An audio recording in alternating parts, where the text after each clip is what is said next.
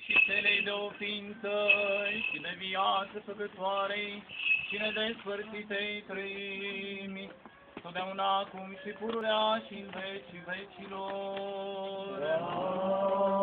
Amin. Hristos S-a înviat din morți, cu moartea pe moarte călcând, și celor din morminte viață dăruindu-le.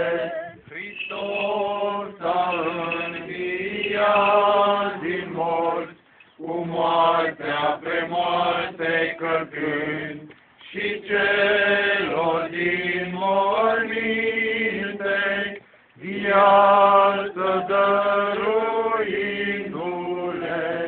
Hristos s-a